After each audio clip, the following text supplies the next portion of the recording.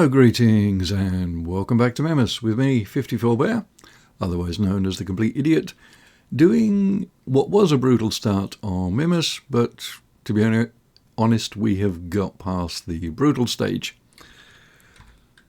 But I am still screwing things up, hence the Complete Idiot moniker.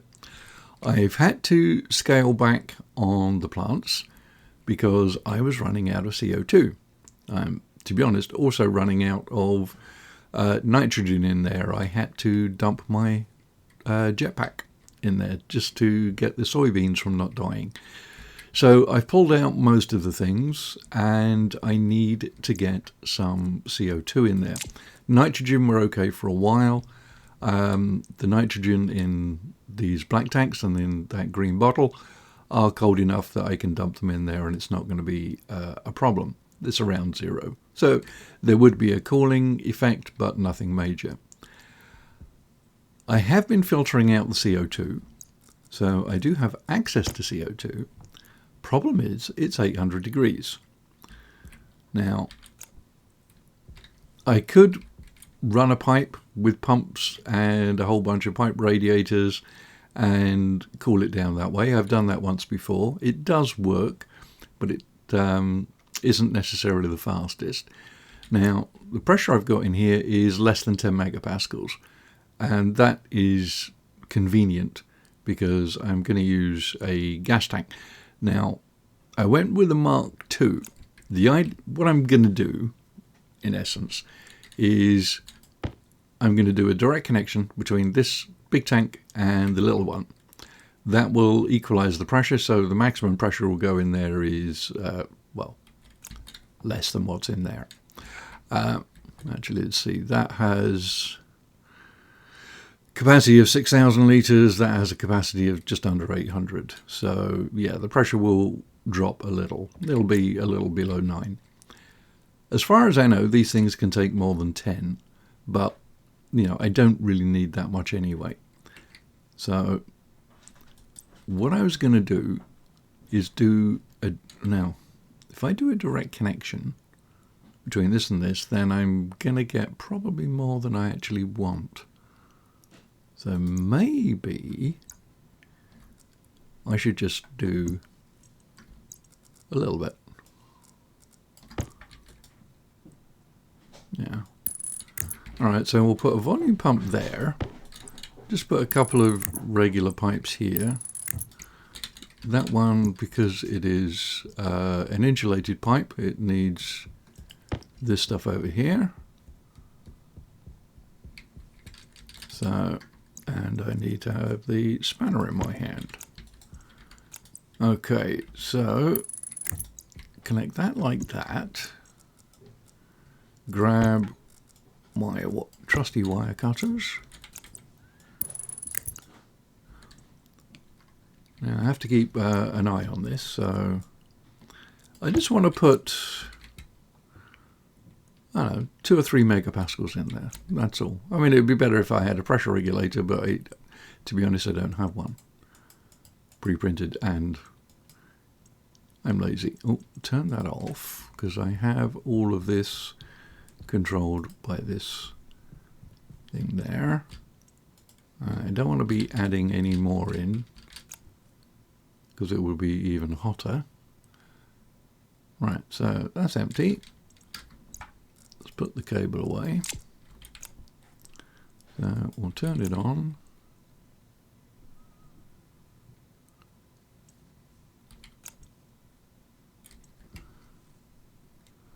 And nothing's happening.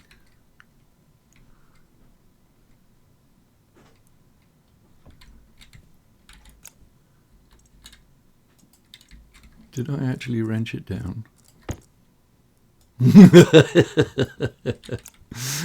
Oh dear.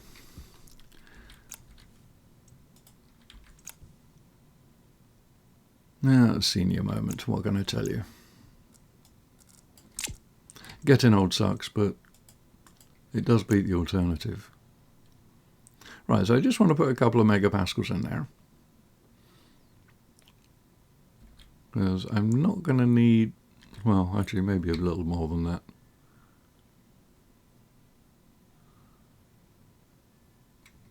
All right, let's get it up to 5. Hunger caution.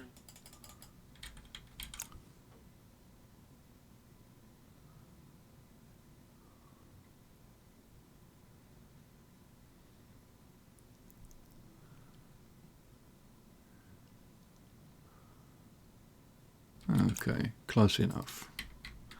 Now, these two pipe networks are separated, so I can cool this one down without affecting that. Although, to be honest, I should get that cooled down as well. I just haven't figured out yet the way that I want to do it. So I will add a bunch of pipes here, and I'll add them on the corner.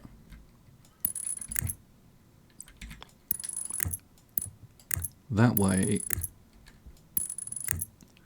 these pipes are in 4 separate world grids. Alright, let's see, that probably isn't having much of an impact on the temperature. No, it's not. So we will go and grab, well, 1 pipe radiator.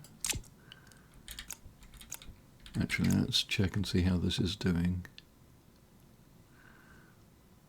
Right, well, I have 175 litres of water. I really don't need to worry about this at the moment. So we'll move the wrench into the right hand, because I'm not one of those weird, genetically abnormal left-handed people. Everyone knows that you have to be right-handed in this world. I mean, if you're not right-handed, you're wrong. Okay, I've probably lost about 20% of my viewers now. Alright, so that is dropping the temperature nice and quickly. I'm not going to go away, I'm just going to stay here and monitor it, because it is plummeting fairly much. I want to get it close to room temperature so I can dump it straight into the greenhouse. But when I do that, I'm going to run the risk of overpressurizing things. So as I do this, I need to get some oxygen filtration in there to filter out the oxygen and lower the pressure. So multiple projects all needing to be done at the same time in unison. Welcome to Stationeers. Right, so the pressure is dropping as expected. So it's 440 moles. I really don't know how long that will last. Right, I think we can run away very quickly and just see what the CO2 concentration is right now. So yeah, we're just over 0.5%. So 2 moles, and that's 2 moles in, or 2 1/4 moles in each square. So yeah, we should be okay. Right, put the spanner away. This is the wheat that needs to get replanted because it was good stuff. And I'm okay for food for quite a while. I was able to get a couple of good crops of wheat. So I have enough oil and wheat to make a couple more loaves of bread, and I'm already eating one. So food-wise, we're good. Water-wise, we're good. I just need to get this puppy sorted. And, you know, once it gets close to the temperature, if it's dropping too fast, you just reduce the number of radiators. So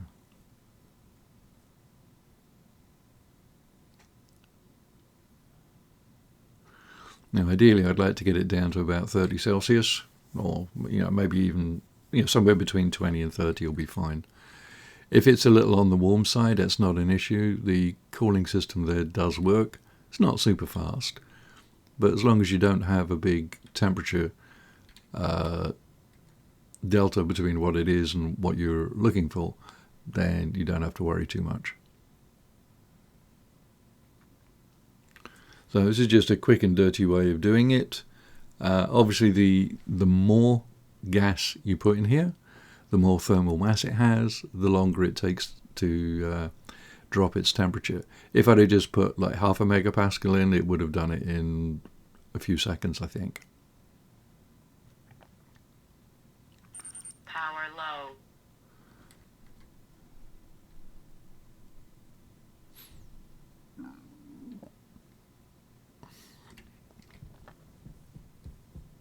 What's the temperature of the nitrogen? Well, that's just below freezing, so what I might do is put another bottle filler on, just to pump up the small bottle, or maybe I'll make another smart canister. Or to be honest, I could just use that. I could take this canister in there and refill the nitrogen that way. Yeah, it's a very temporary solution, but we're still in early stages. I mean, this is day 110. Could have progressed an awful lot further than this, but for my own poor decisions, wanting to lean into the little power generator. Right, let's wipe these off.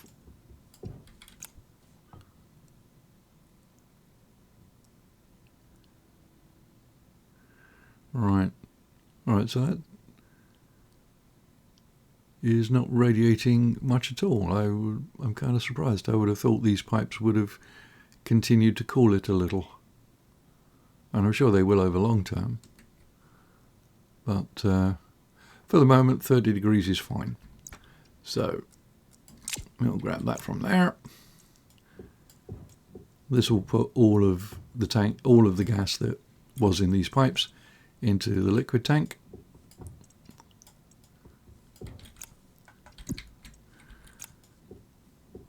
Lift that up and hand drill for that. I'll just reuse all of this inside the mini greenhouse. Of course, now we have the fun and games of getting this through the door. I don't think you can wall hack your way out with this. Right.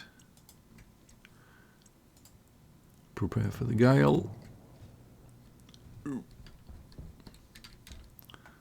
Right, I'm not going to mount it just yet.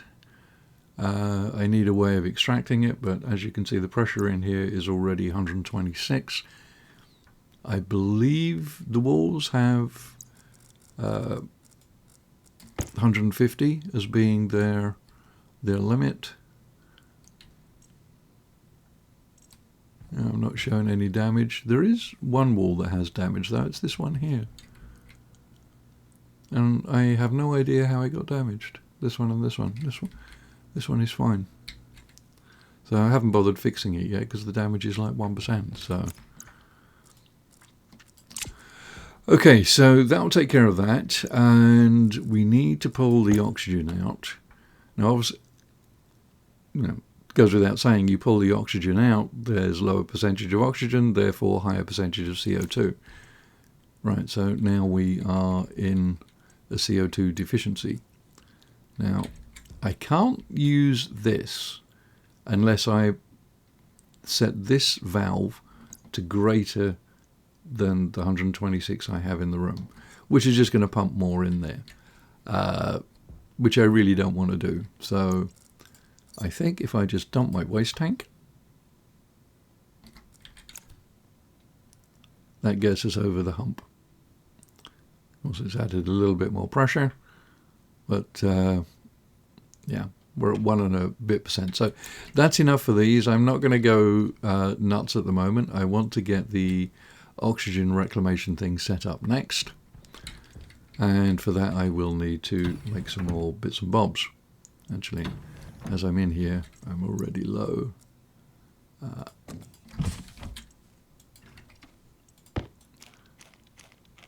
Give me French fries. Did I make a loaf of bread? No, I didn't. I was going to, but then I had to, repackage all of this stuff. So 200 grams of flour. And I think it's 5. There we go. A loaf of bread. Takes a while to cook, but it lasts for quite a while. And it is good 4-star food. I would imagine just because of the complexity required to make it.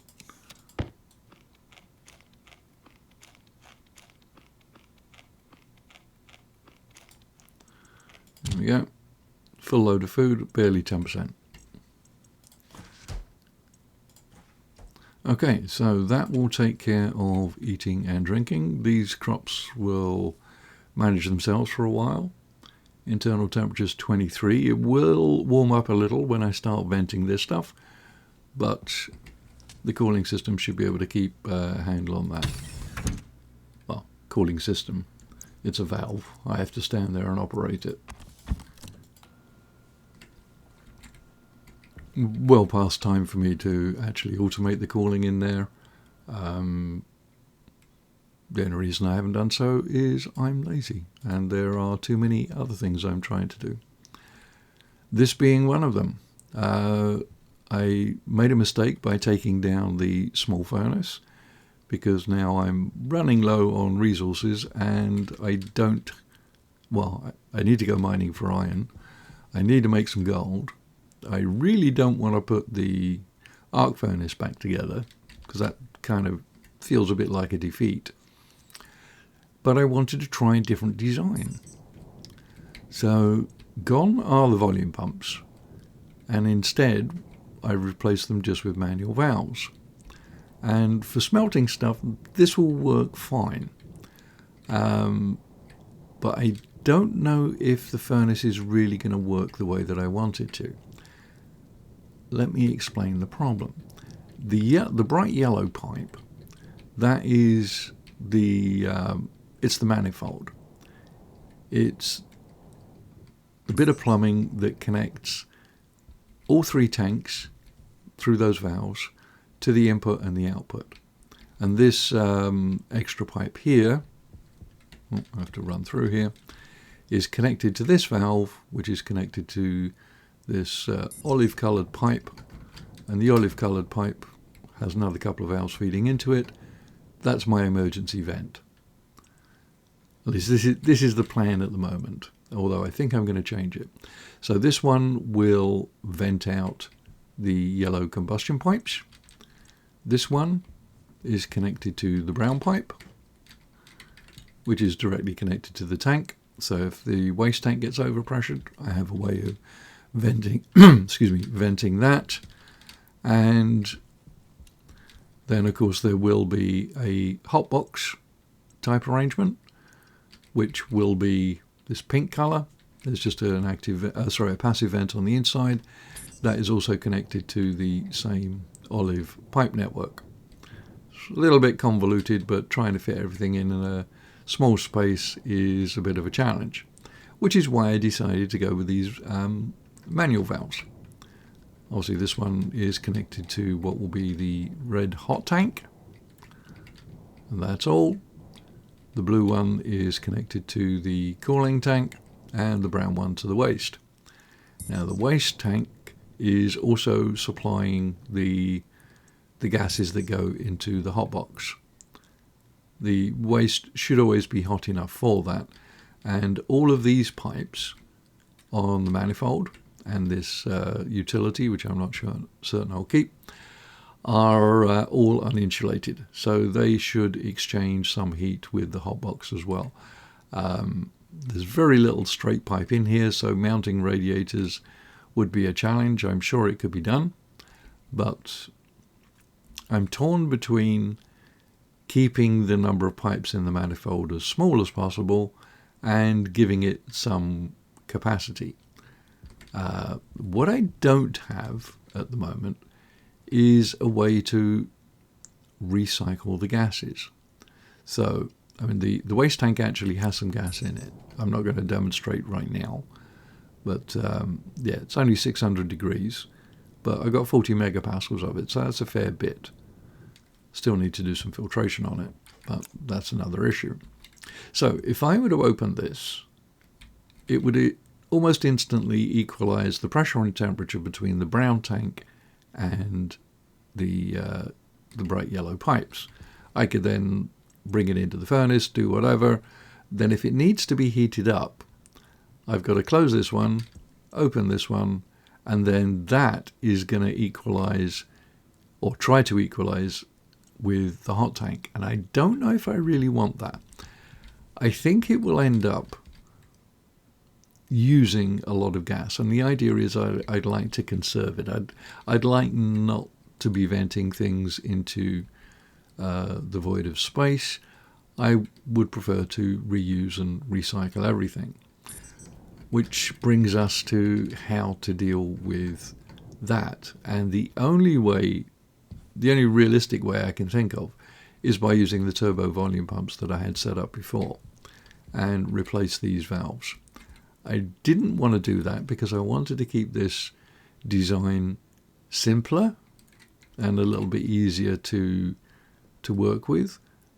But yeah, I don't like the idea of venting out the manifold pipes after every smell or any time I need to change the temperature.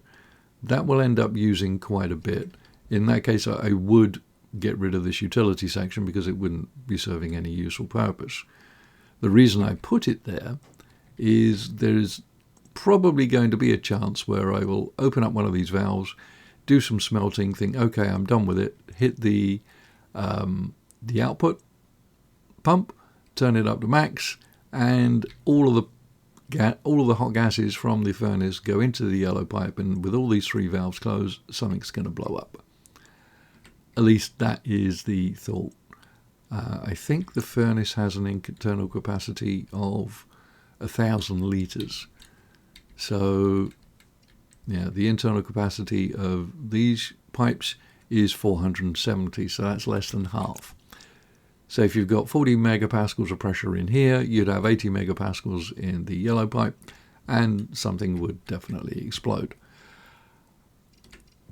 Explosions are not good, as a general rule of thumb.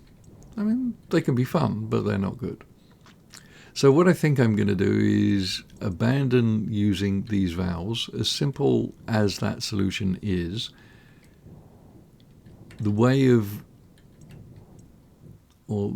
only way I can recycle the gases is to literally pump them out of this yellow pipe network, or the manifold. Even if I separated the input and the output from the furnace, so I could deal with the output always going to waste, for example, that still doesn't get rid of the stuff that would be on the inlet manifold, and the only option there would be to waste it out. Now, one option would be just have a single pump that connects this pipe to this pipe, and just every time I'm going to vent stuff, always put it into the waste. That's probably the simplest. But it would need some form of remote control, because I don't really have room anywhere to put a pump that would do that, except for here. Because that is already connected here.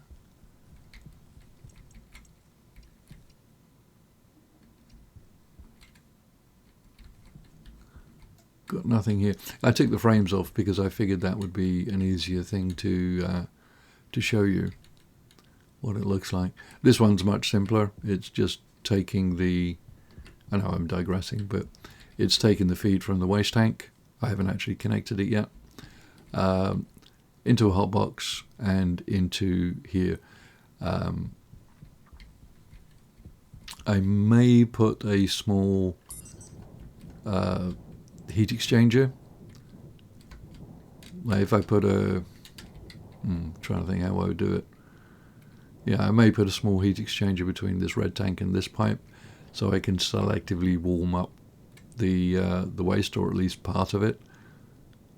Yeah, might need another tank. I just realized this is actually a very bad idea. I don't want all of my off-gassing from the off-gassing furnace to be going into that tank. That would actually not be a good idea. The whole idea is this will be just pollutants and CO2. This would contaminate it. So that would not work.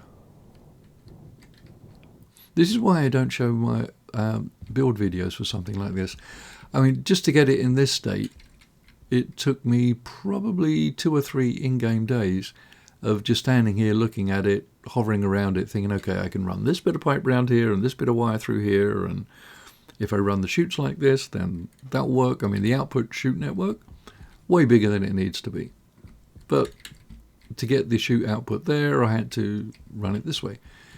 The input chute network is, again, longer than it really needs to be, but that's actually a good thing, because when you're dealing with degassed ores, you just want to chuck them in there, leave the handle open, and it will run them all through. So having a big chute reservoir on the input side isn't such a bad thing, unless you throw your tool belt in there, in which case, you're screwed, because you don't have any tools to dismantle anything to get back at it.